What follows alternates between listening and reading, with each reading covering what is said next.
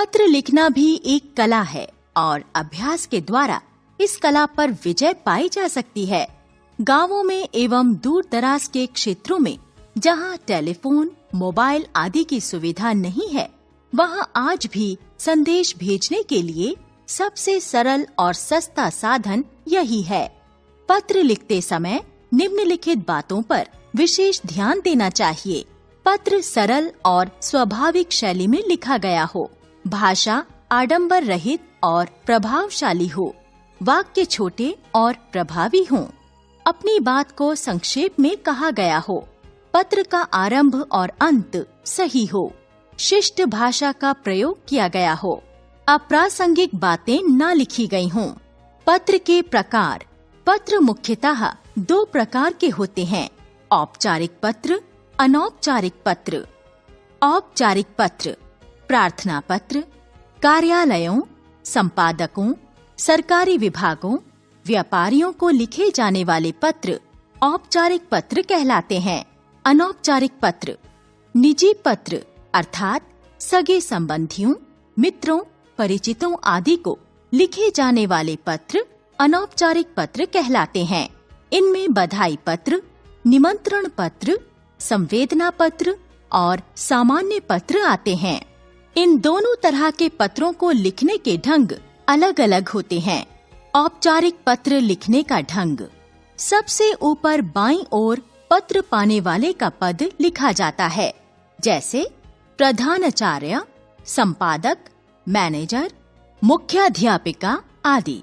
पत्र पाने वाले का पता, दिनांक, पत्र का विषय, संबोधन, जैसे महोदय, श्रीमान, मान्यवर आदि। पहला परिच्छेद, अपना परिचय और पत्र लिखने का कारण। विषय विस्तार, अगले 2 परिच्छेदों में विषय को विस्तार दिया जाता है। पत्र पाने वाले के साथ संबंध, जैसे भवदीय, भवदीया, आपका आज्ञाकारी, आपकी आज्ञाकारिणी, आपका शिष्य, आपकी शिष्या आदि।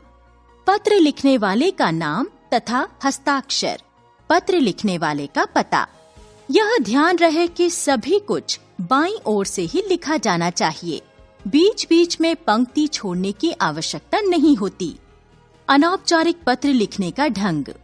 बाईं ओर सबसे ऊपर पत्र लिखने वाले का पता, दिनांक, संबोधन, जिसे पत्र लिखा जा रहा है उसके साथ संबंध के अनुसार संबोधन का प्रयोग किया जाता है, जैसे आदरणीय पिताजी, माताजी, पूज्य, श्रद्धेय पिताजी, चाचाजी, ताऊजी, मामाजी, प्रिय मित्र, प्रिय सहेली, प्रिय भाई, प्रिय बहन।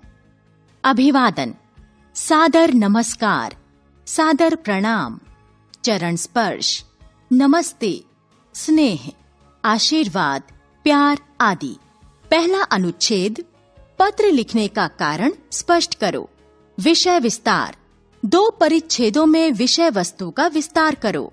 पत्र का अंत, पत्र के अंत में पत्र प्राप्त करने वाले के साथ जो संबंध होता है वह लिखा जाता है, जैसे आपका पुत्र अथवा पुत्री, आपका भांजा अथवा भांजी, आपका नाती अथवा नातिन, आपका भतीजा अथवा भतीजी, तुम्हारा अनुज अथवा अग्रज, तुम्हारा मित्र अथवा सहेली आदि।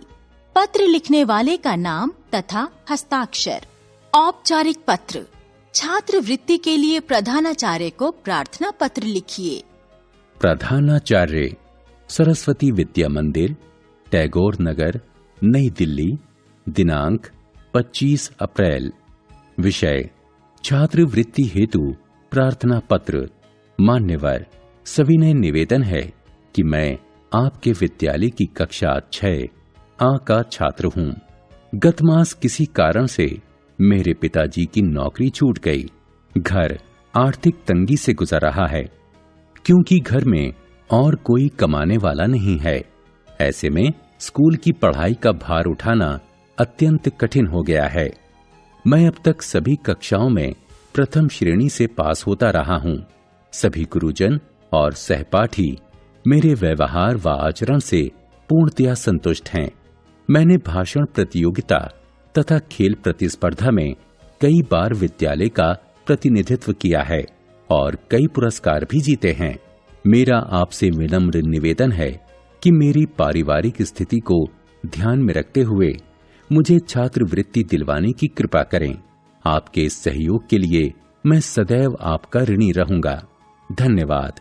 आपका आज्ञाकारी शिष्य रमेश अग्रवाल, कक्षा 6 अ। अनौपचारिक पत्र। छोटी बहन को पुरस्कार मिलने पर बधाई पत्र लिखिए। 19 बी, सविता अपार्टमेंट, दरियागंज, नई दिल्ली। दिनांक 30 सितंबर। प्रिय बहन वैशाली, तुम्हारा पत्र मिला। यह पढ़कर मन प्रसन्नता से भर गया कि तुम्हें अंतर विद्यालय वाद विवाद प्रतियोगिता में प्रथम पुरस्कार प्राप्त हुआ है। मेरी ओर से बधाई स्वीकार करो। तुम एक बहुत अच्छी वक्ता हो, ये तो सभी जानते हैं।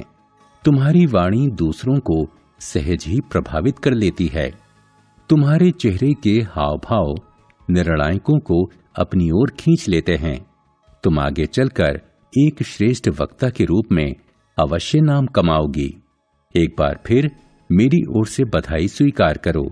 माताजी और पिताजी को मेरा प्रणाम कहना। तुम्हारा भाई अनुज।